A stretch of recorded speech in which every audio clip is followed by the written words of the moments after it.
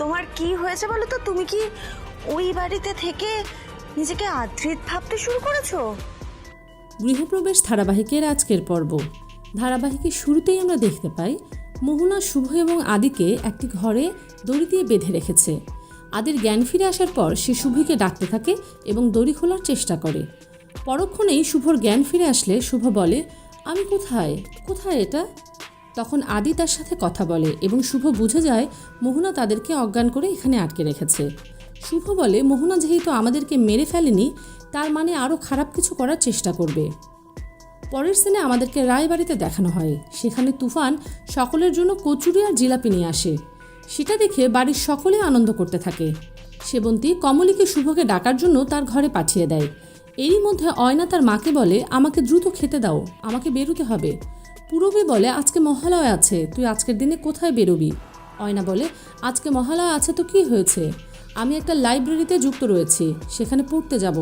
আজকে মহালয়ার দিনে লাইব্রেরি ফাঁকা থাকবে। এই কথা শুনে তো রূপক এবং অয়নার ভাইয়েরা অয়নার সাথে মজা করতে থাকে।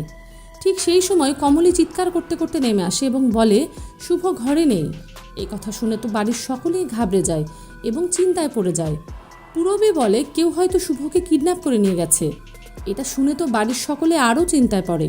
সেবন্তী বলে, আমরা সকলেই ভোর থেকে এখানে বসে আছি, শুভ বাইরে বের হলে তো আমরা দেখতে পেতাম। তাহলে কি শুভ রাতে বাড়ি থেকে বের হয়ে গেছে কাউকে না বলে? তারপর সকলেই তুফানকে বিষয়টা জানানোর জন্য খুঁজতে থাকে, কিন্তু সবাই খেয়াল করে তুফান সেখানে নেই। পরবর্তীতে রনিত এবং সুমিত তুফান এবং শুভকে ফোন করার চেষ্টা করে। অন্যদিকে আমরা মোহনাকে দেখতে পাই, তুফান তার সাথে দেখা করতে গেছে। তুফান বলে, এত সকাল সকাল ডেকেছ, আমাকে ছাড়া কি থাকতে পারছো না? মোহনা রাগান্বিত হয়ে বলে, শুভ সব কিছু জানতে পেরে গেছে, ও জেনে গেছে তুমি আদিত্য রায় নও। এই কথা শুনে তো তুফান খুশি হয়ে যায় এবং বলে, ভালোই হয়েছে, আমাকে আর অভিনয় করতে হবে না। মোহনা বলে, তোমার এই গাফলতির জন্য আজ আমরা ধরা পড়ে গেছি। তুমি কি ঠিকঠাক মতো অভিনয়টাও করতে পারো না? তুমি একবারও ভেবে দেখেছো এর ফল কি হতে পারে? মোহনার এরকম আচরণ দেখে তুফান রেগে যায় এবং বলে, আমি তোমার মতো অত অভিনয় জানি না, তুমি আমার সাথে কোনো রকম চালাকি করার চেষ্টা করবে না। তুফানের মুখে এসব কথাবার্তা শুনে মোহনা বুঝে যায় যে সে রেগে গেছে। তখন সে তুফানকে ইমোশনালি ব্ল্যাকমেল করা শুরু করে। পরের সিনে আমাদের শুভ এবং আদিকে আবারও দেখানো হয়। তারা তখনও দড়ি খোলার চেষ্টা করছিল, কিন্তু কিছুতেই পারছিল না। আদি শুভকে বলতে থাকে, তুমি পারবে, চেষ্টা করো। এরপর সিন ঘুরিয়ে আবারও আমাদের তুফান এবং মোহনাকে দেখানো হয়।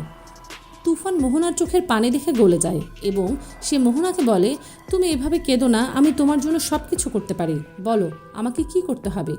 মোহনা সেই সুযোগটাকে কাজে লাগিয়ে তুফানকে বলে শুভকে মেরে ফেলতে। এই কথা শুনে তো তুফান আশ্চর্য হয়ে যায় এবং বলে সে এসব খারাপ কাজ করতে পারবে না। পরের সিনে আবারও আমরা শুভকে দেখতে পাই। তার হঠাৎ মনে পড়ে যায় তার পায়ে একটা ছুরি রাখা রয়েছে। তারপর সে সেটা আদিকে জানায়।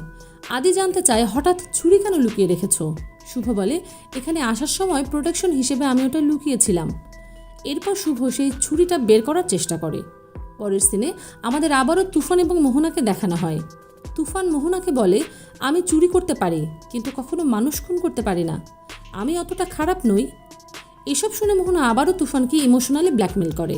এসে বলে, তুমি যদি এই কাজটা না করো তাহলে তুমি আমাকে কিছুতেই পাবে না, আর যদি এই কাজটা করো তাহলে সারা জীবন তুমি আমার সাথেই থাকতে পারবে।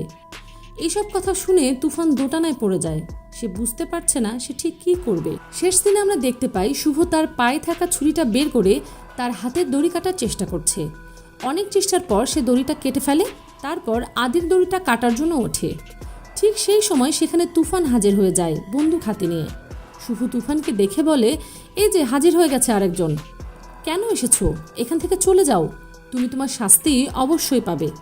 এরপর তুফান শুভর দিকে এগোতে থাকে এবং তার দিকে বন্দুক নিশানা করে। আদি বারবার তুফানকে নিষেধ করে শুভর দিকে এগোতে।